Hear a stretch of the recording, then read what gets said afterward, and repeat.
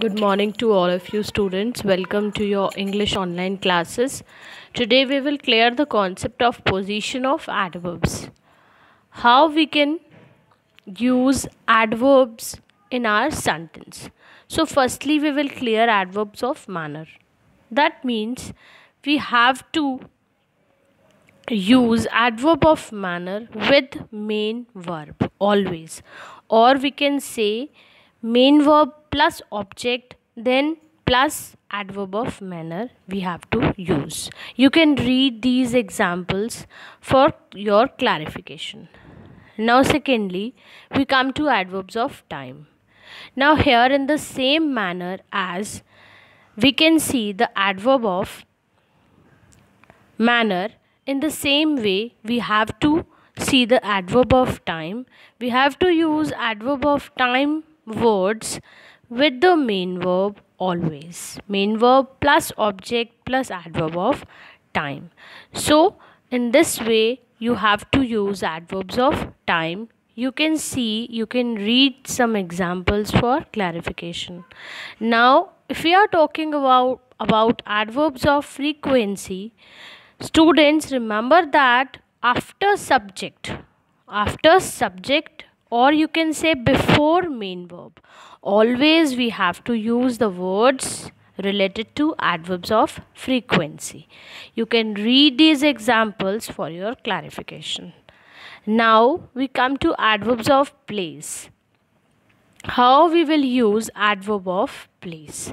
Now firstly we have to remember that main verb plus object, then we have to use adverb of place, or we can use after main verb also the adverb of place. You can read these examples for your clarification.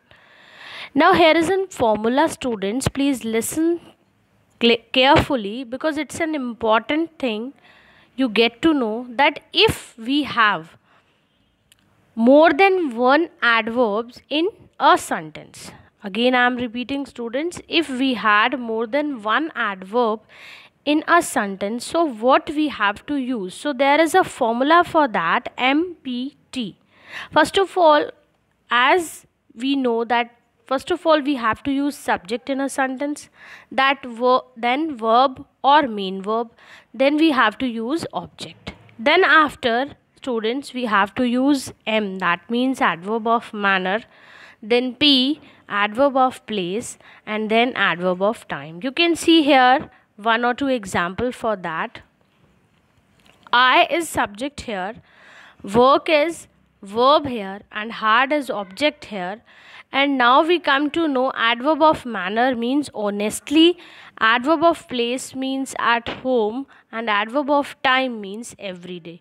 So in this manner we have to write the sentence, I work hard honestly at home every day. Now second example, you can see, students, she talks to me rudely is an adverb of manner, then in the class it is adverb of place, and sometimes it is adverb of time. So in this way you have to organize the sentence.